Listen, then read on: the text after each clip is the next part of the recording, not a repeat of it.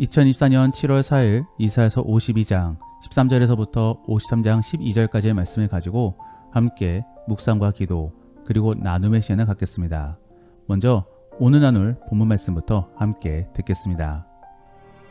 보라, 내 종이 형통하리니 받들어 높이 들려서 지극히 존귀하게 되리라. 전에는 그의 모양이 타인보다 상하였고 그의 모습이 사람들보다 상하였으므로 많은 사람이 그에 대하여 놀랐거니와 그가 나라들을 놀라게 할 것이며 왕들은 그로 말미암아 그들의 입을 봉하리니 이는 그들이 아직 그들에게 전파되지 아니한 것을 볼 것이요 아직 듣지 못한 것을 깨달을 것입니다. 우리가 전한 것을 누가 믿었느냐? 여호와의 팔이 누구에게 나타났느냐? 그는 주 앞에서 자라나기를 연한 순 같고 마른 땅에서 나온 뿌리 같아서 고운 모양도 없고 풍채도 없은즉 우리가 보기에 흠모할 만한 아름다운 것이 없도다. 그는 멸시를 받아 사람들에게 버림받았으며 강고를 많이 겪었으며 질고를 아는 자라.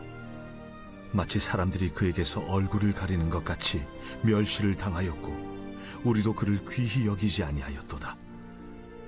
그는 실로 우리의 질고를 지고 우리의 슬픔을 당하였거늘 우리는 생각하기를 그는 징벌을 받아 하나님께 맞으며 고난을 당한다 하였노라. 그가 찔림은 우리의 허물 때문이요 그가 상함은 우리의 죄악 때문이라. 그가 징계를 받음으로 우리는 평화를 누리고 그가 채찍에 맞음으로 우리는 나음을 받았도다. 우리는 다 양 같아서 그릇 행하여 각기 제 길로 갔거늘 여호와께서는 우리 모두의 죄악을 그에게 담당시키셨도다. 그가 곤욕을 당하여 괴로울 때도 그의 입을 열지 아니하였으며 마치 도수장으로 끌려가는 어린 양과 털 깎는 자 앞에서 잠잠한 양같이 그의 입을 열지 아니하였도다. 그는 곤욕과 신문을 당하고 끌려갔으나 그 세대 중에 누가 생각하기를 그가 살아있는 자들의 땅에서 끊어짐은 마땅히 형벌받을 내 백성의 허물 때문이라 하였으리요. 그는 강포를 행하지 아니하였고 그의 입에 거짓이 없었으나 그의 무덤이 악인들과 함께 있었으며 그가 죽은 후에 부자와 함께 있었도다. 여호와께서 그에게 상함을 받게 하시기를 원하사 질고를 당하게 하셨은즉 그의 영혼을 속건 제물로 드리기에 이르면 그가 실을 보게 되며 그의 날은 길 것이요 또 그의 손으로 여호와께서 기뻐하시는 뜻을 성취하리로다. 그가 자기 영혼의 수고한 것을 보고 만족하게 여길 것이라. 나의 의로운 종이 자기 지식으로 많은 사람을 의롭게 하며 또 그들의 죄악을 친히 담당하리로다. 그러므로 내가 그에게 존귀한 자와 함께 몫을 받게 하며 강한 자와 함께 탈취한 것을 나누게 하리니 이는 그가 자기 영혼을 버려 사망에 이르게 하며 범죄자 중 하나로 헤아림을 받았음이니라. 그러나 그가 많은 사람의 죄를 담당하며 범죄자를 위하여 기도하였느니라. 오늘 본문의 말씀은 일반적인 기독교인들이 잘 아는 그런 예언서의 말씀 중에 하나입니다. 그리고 신약의 저자들이 인용하였던 그런 아주 유명한 말씀입니다. 그러면 이 말씀은 왜 그렇게 유명하고 잘 알려져 있었던 것인가? 바로 예수님의 고난을 직접적으로 예언해주고 있기 때문인 것입니다. 그리고 그를 통하여 우리는 예수님의 십자가 사건이 못된 정치인 및 이스라엘 사람들 때문에 당한 것이 아님을 알 수 있는 것입니다. 모두 하나님의 계획 속에서 이루어지고 있음을 알 수 있는 것이지요. 더불어 오늘 본문 말씀은 종의 노래의 마지막 노래로서 예수님에 대하여 직접적으로 전해주고 있습니다. 사실 그간 전하였던 종의 노래들은 그 종의 대상이 예수님이 주의 백성들이었습니다. 하지만 오늘의 내용에서는 분명히 예수 그리스도를 전해주고 있는 것이지요. 그러면 우리는 오늘 본문 말씀을 통하여 단순히 예수님의 고난에만 집중하면 되는 것인가? 그렇지는 않습니다.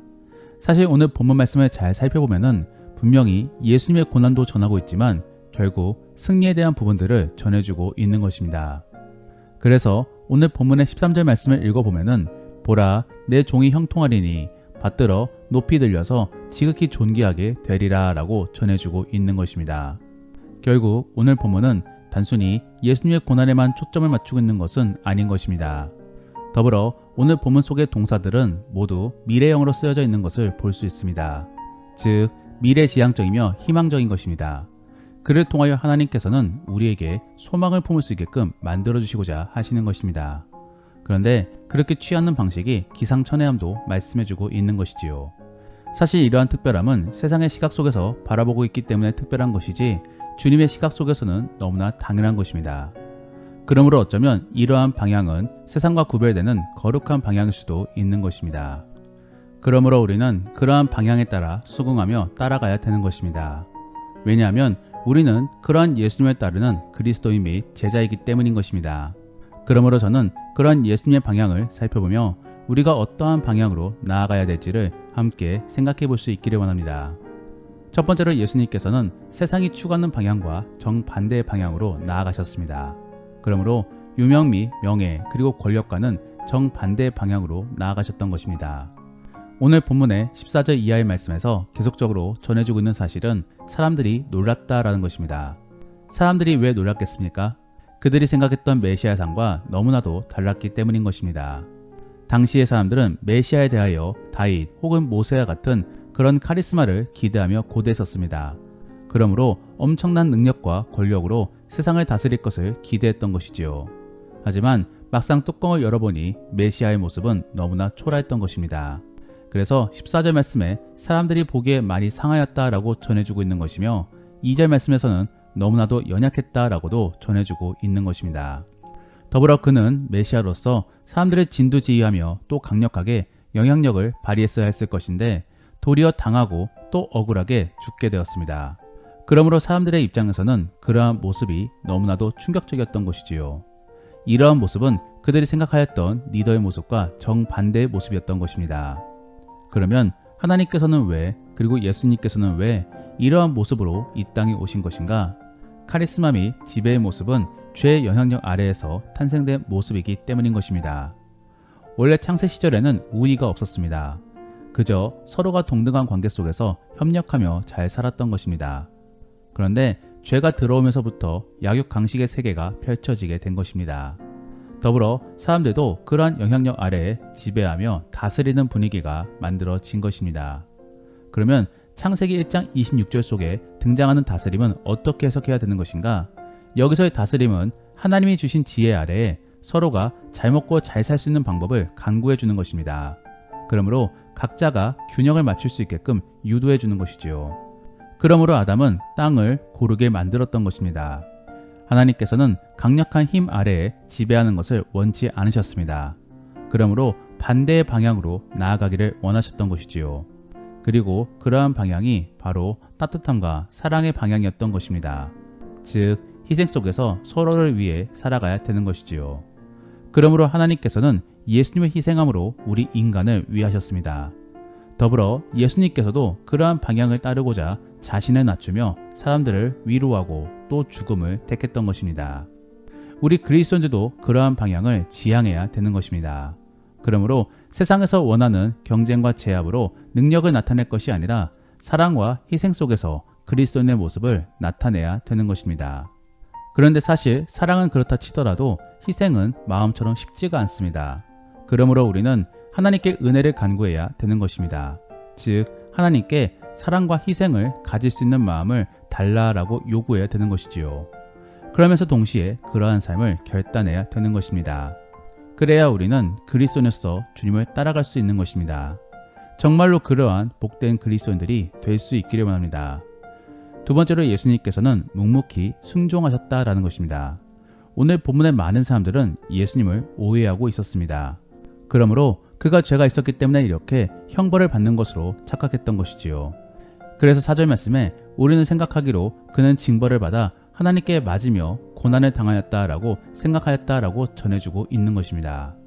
그렇기 때문에 사실 그러한 사실을 전하는 이사야도 계속적으로 예수님의 무고함을 전해주었던 것입니다. 그러므로 4절 말씀에서는 그가 실로라는 표현을 통하여 그가 정말로 죄가 없었음을 전해주고 있는 것입니다.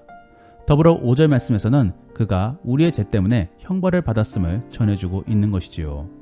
하지만 거기에 대해 사람들은 전혀 눈치채고 있지 못하였습니다. 그러므로 1절 말씀에서는 그러한 사실을 알고 있었던 사람이 있었느냐라는 식으로 질문을 하고 있는 것이며, 또 6절 말씀에서는 우리는 양과 같아서 아둔하게 제 살 길만을 찾았다라고도 전해주고 있는 것입니다. 이렇게 억울한 상황임에도 예수님께서는 묵묵히 주의 말씀에 순종하셨습니다. 그러므로 오늘 본문 말씀에서는 단 한 번도 주의 종의 멘트가 등장하고 있지 않은 것입니다. 즉, 여기서 등장하고 있는 주의 종은 묵묵히 주의 사명을 수행하고 있음을 보여주고 있는 것입니다. 그러면 예수님께서는 왜 이러한 고난을 묵묵히 감당하셨던 것입니까? 사실 예수님께서는 계속적으로 말씀보다도 몸으로서 우리에게 어떻게 살아가야 될 것인가를 보여주셨습니다. 그러므로 언제나 주님만을 바라보며 기도했던 것이고, 또 언제나 어려운 사람들을 찾아가며 그들을 긍휼히 여기며 도와주었던 것입니다. 더불어 예수님은 언제나 사람들이 있는 곳으로 찾아가 주의 뜻을 전해주었습니다. 이러한 모습들이 바로 하나님이 원하시는 모습이었던 것입니다. 그리고 우리에게 명하시는 모습인 것이지요. 예수님께서는 말로만 전하지 않으시고 몸소 행동으로 보여주셨습니다. 그리고 그러한 모습에 있어 절정은 십자가인 것입니다. 예수님께서는 우리를 위해 십자가에 매달리셨습니다. 그리고 그러한 십자가 사건은 온전히 하나님 말씀에 순종함으로 결단하신 것입니다.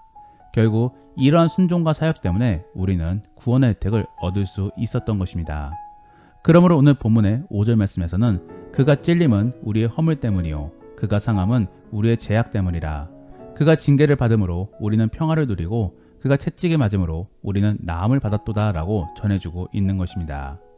더불어 11절 말씀에서는 나의 의로운 종이 자기 지식으로 많은 사람들을 의롭게 하며 또 그들의 죄악을 친히 담당하리로다 라고 전해주고 있는 것입니다. 이러한 것들이 모두 우리를 위한 순종 및 가르침의 일환인 것입니다. 우리는 이러한 모습들을 바라보면서 앞으로 우리가 어떠한 방향으로 나아가야 될지를 잘 고민해야 되는 것입니다. 그리고 결단해야 되는 것이지요.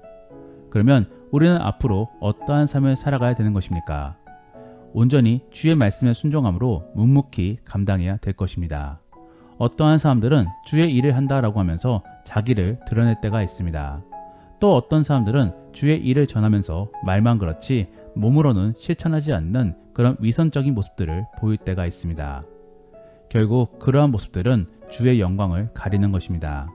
예수님은 그러하지 않으셨습니다. 분명 과정 속에서는 사람들이 예수님을 오해하였고 또 예수님보다도 자기 살 길만을 찾으며 떠나갔습니다. 하지만 결국 예수님의 공로를 인정하며 그분을 따르려고 노력하였습니다. 그러한 사람들이 바로 예수님의 제자들인 것이며 또 그 뒤를 잇는 그리스도인들이었던 것입니다. 그러므로 오늘 본문의 10절 말씀에서는 그의 영혼을 속건제물로 드리기에 이르면 그가 씨를 보게 되며 그의 날은 길 것이요 또 그의 손으로 여호와께서 기뻐하시는 뜻을 성취하리로다 라고 전해주고 있는 것입니다. 결국 한 알의 밀알이 엄청난 열매들을 맺게 되는 것입니다. 하나님은 우리의 모든 것을 다 알고 계십니다. 그러므로 왼손이 모르는 일도 다 알고 계십니다. 그러면서 하나님께서는 우리를 높여 주실 것입니다. 그리고 그를 통하여 하나님 자신을 나타내실 것입니다. 그렇기 때문에 우리는 우리를 드러내기 위하여 주의 사역을 감당해야 되는 것이 아니라 하나님을 높이기 위하여 헌신하고 섬겨야 되는 것입니다. 그러면 하나님께서는 알아서 그리고 자연스럽게 우리를 높여 주실 것입니다. 이러한 것이 바로 하나님의 방식이며 또 주의 백성들을 높여주는 방식인 것입니다. 다만 하나님이 높여준다라고 하여서 우리의 상상대로 높여주는 것은 아닌 것입니다. 하나님께서는 우리가 높아짐에 따라 하나님께로부터 멀어지는 것은 원치 않으십니다. 그러므로 선한 영향력을 미칠 수 있는 부분 속에서만 높여주시는 것입니다. 그러므로 예수님의 경우도 모든 사람들이 그를 인정했던 것은 아닌 것입니다. 택함받은 사람은 결국 예수님을 인정함으로 주를 믿게 됩니다. 하지만 반대로 그렇지 못한 사람들은 결국에 주님을 믿지 않으므로 주께로부터 멀어지게 됩니다. 이러한 부분들은 분명 하나님이 능력이 없기 때문이 아닌 것입니다. 모두 주의 계획과 섭리 아래 이루어진 것이지요.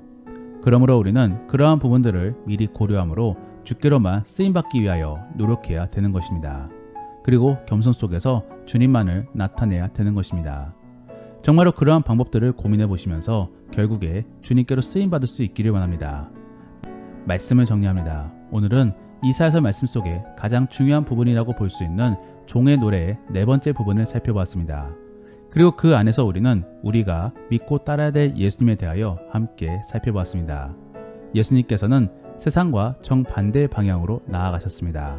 그러므로 명예와 영광보다도 오직 주님만을 위하여 낮아지시고 또 헌신하셨습니다.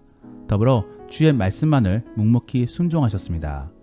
우리는 이러한 모습을 닮음으로 결국에 겸손 속에서 온전히 주님만을 높여야 될 것입니다. 그리고 사랑과 헌신 속에서 주님을 나타내야 될 것입니다. 정말로 그러한 모습들을 통해 주님을 기쁘게 할 수 있는 그런 복된 그리스도인들이 될 수 있기를 원합니다. 기도하겠습니다. 우리가 오늘 말씀을 통해 실천해보기 원하는 생활 숙제는 한번 희생해 보시기를 바랍니다. 그래서 물질적인 것이든지 아니면 자존심이든지 그도 아니면 시간과 헌신이든지 다른 사람들을 위하여 헌신해 보시며 그에게 위로와 안심을 전해줘 보시기를 바랍니다. 그러면서 가능하다면은 내가 왜 이러고 있는지도 한번 말씀해 줘 보시기를 바랍니다. 더불어 오늘 들은 말씀을 가지고 믿음의 나눔이나 가정 예배를 드리기를 원하시는 분들은 우리가 주의 뜻대로 그리고 거룩의 방향대로 세상과 반대로 가야 될 부분들은 무엇이 있을지를 한번 나누어 보시기를 바랍니다. 그러면서 거룩을 지킬 수 있는 방법에는 무엇이 있을지를 함께 나누어 보시기를 바랍니다. 우리가 오늘 말씀을 가지고 함께 기도하기 원하는 것은 하나님, 우리가 예수님을 닮음으로 주가 가고자 하는 방향을 따를 수 있게 하여 주옵소서. 그래서 거룩을 지킬 수 있는 우리가 될 수 있게 하여 주옵소서. 그리고 주의 방향에 따라 세상을 거스르고 반대 방향으로 나아가기를 원합니다. 그러므로 사랑과 희생 속에서 주변에 선한 영향력을 미치는 우리가 될 수 있게 도와달라고 함께 기도하겠습니다. 그러면 이제 주님과 함께 깊은 나눔의 시간을 갖겠습니다. 주 안에서 치열하게 교제하시고 오늘 하루도 주 안에서 승리할 수 있기를 바랍니다. 기도하겠습니다.